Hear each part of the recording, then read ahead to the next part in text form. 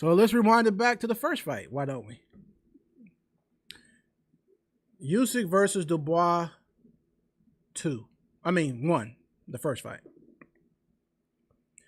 Now, in my opinion, Dubois looked better in the first fight and actually looked worse in the rematch. Generally, a person's supposed to make adjustments. Let's rewind back in time, back to the 90s or early 2000s. Look at the first fight with Holyfield versus Lennox Lewis. Now, back then, I was never a fan of Lennox Lewis at that time. But I'm not going to be biased just because I wasn't a fan. He actually won that fight, and he was robbed a win, and they gave Holyfield a draw when he was clearly outpointed, and he was outdone by Lennox Lewis in the first fight. So they had a rematch. Now in the rematch, the real Evander Holyfield turned up and showed up. He looked like a whole different person in that ring than he did in the first fight. It was a very, very close second fight, y'all. I'm saying that to say you could see the difference from the first fight with Holyfield, how he made his adjustments to come back to fight Lennox again in the second fight. Well, with Daniel Dubois, he looked better in the first fight, but came in looking worse in the rematch. Like he made no adjustments. Very little head movement, keeping his head majority of the time on the center line.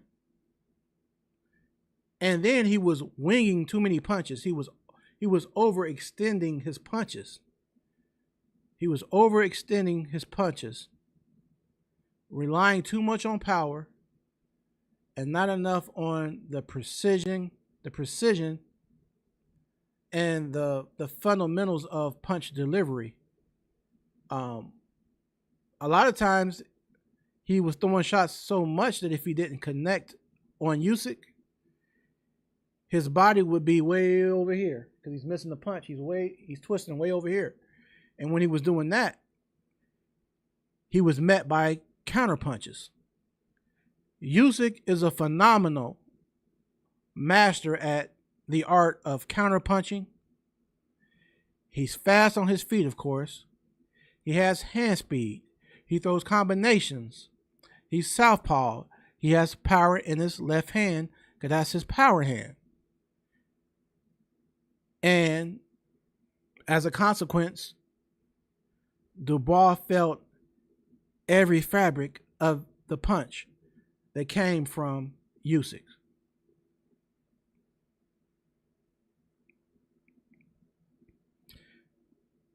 Yamin, you said that's why I didn't go for that low blow. He got stopped. Facts, family. Facts, family. And that's exactly how it went, man, because even if I was going to give him the benefit of the doubt, because I did make a video on that after it happened, it was a borderline punch. It was a borderline punch in the first fight. However, you had every opportunity in the rematch for redemption. You were talking all this hyped up stuff at the press conferences. You had your team.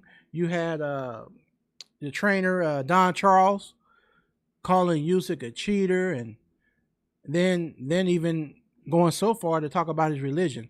What God do you serve? Because you're a liar, and you wouldn't be if you were a man of this, you wouldn't be cheating, and you wouldn't be a liar, and this, that, and the other, right?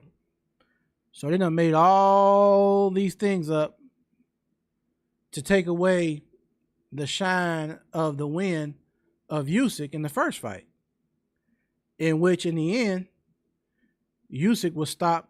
I mean, not Usyk. Usyk stopped Dubois with a jab, and Dubois went down to his knee and didn't try to beat the count. It was like he gave up. All right. So then we bring it back up to the current fight, the rematch. Dubois, with all the power that he has, he landed a couple of decent shots in this fight. But he sure did. You could tell that he pissed off Usyk.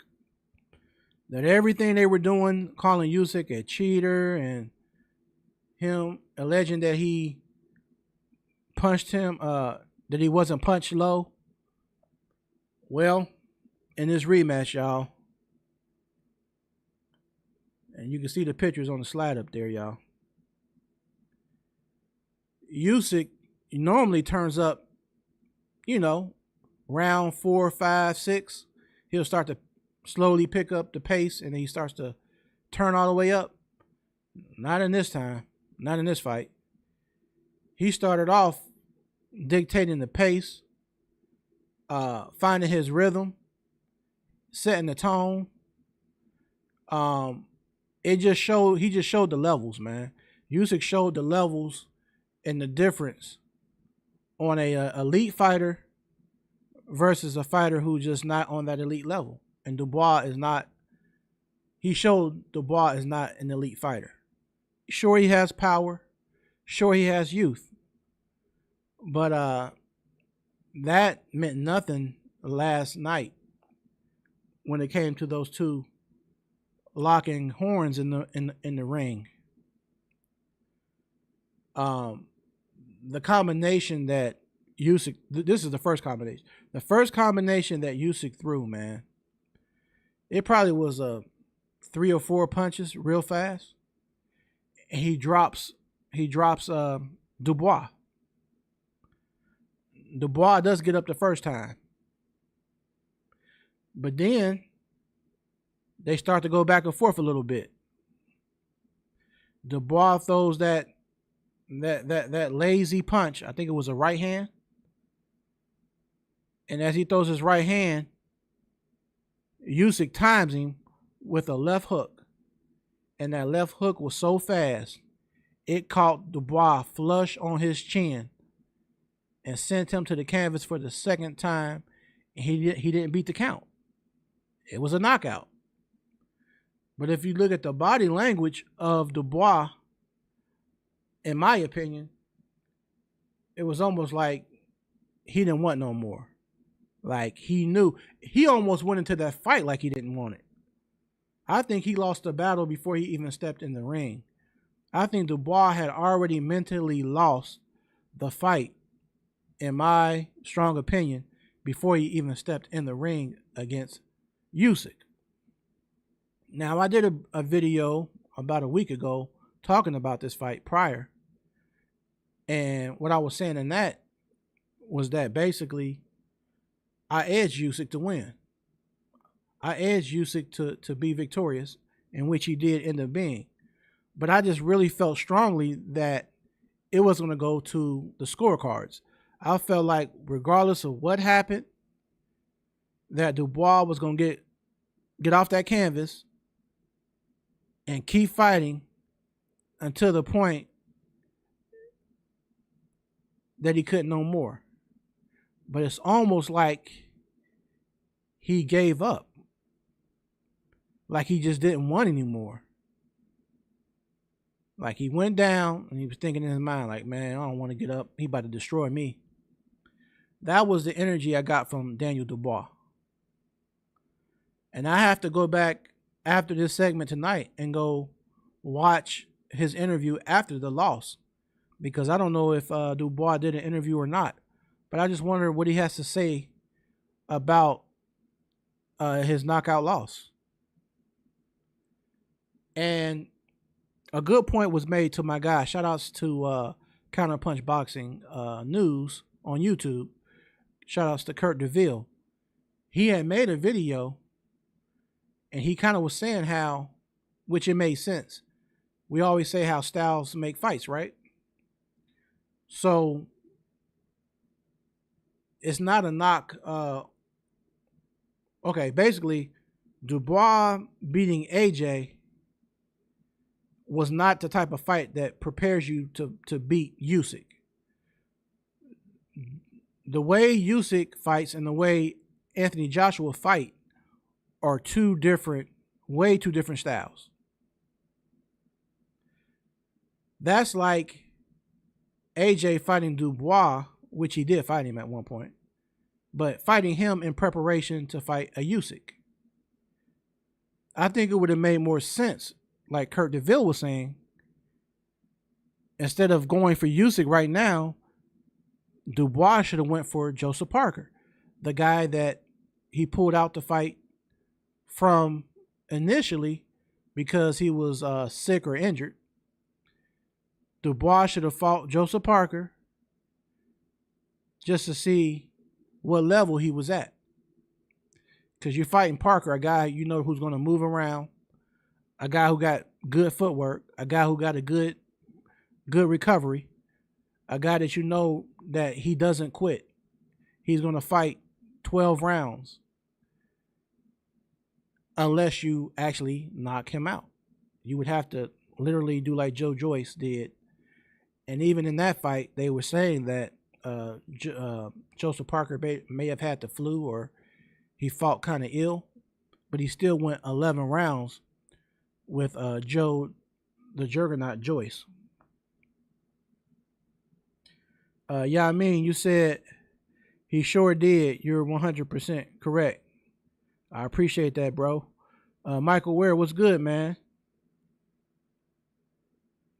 You said he was losing. Yeah, man. I mean, it's levels to boxing. It definitely is, and in that fight right there, that's a demonstration that definitely an illustration that Usyk is on a different level than Dubois. And shout outs to my guy over in UK, Jack Lowney.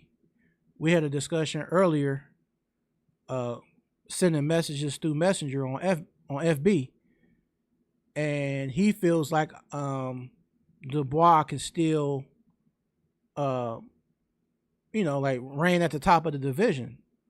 Now let me know y'all opinion. Jack feels that Dubois can still reign at the top. So let's just put Usyk to the side for a second. Say Usyk, hypothetically, if Usyk retires, do you see Dubois at the top of the food chain in boxing? I feel like Tyson Fury will eat Dubois alive. I feel like Joseph Parker will Dubois will be food for Joseph Parker. Dubois will be food for the young Moses and Tuma. I just don't see too many scenarios to where Dubois is going to be up here again. I just don't, because I would have had if he would have went 12 rounds with Usyk yesterday, then I would say, okay, he still has that fire, he still has that passion, he still has that desire. But when you look like you just deflate or you just cave in, that to me shows a sign of some type of, even if it's the smallest margin. But boxing, you already know it's a gladiator sport. You know what you signed up for. And to me, it doesn't seem like it's there with Dubois. It's like something's missing. It's like he only wants to fight and pushes through when he feels like he has the upper hand. But when the tide gets rough and the currents get rough, it's almost like sink or swim. He sinks. And that's what he did with Usyk. He sunk. So I just don't feel like he's going to beat the guys like Tyson Fury, Joseph Parker, or even Moses and Tuma.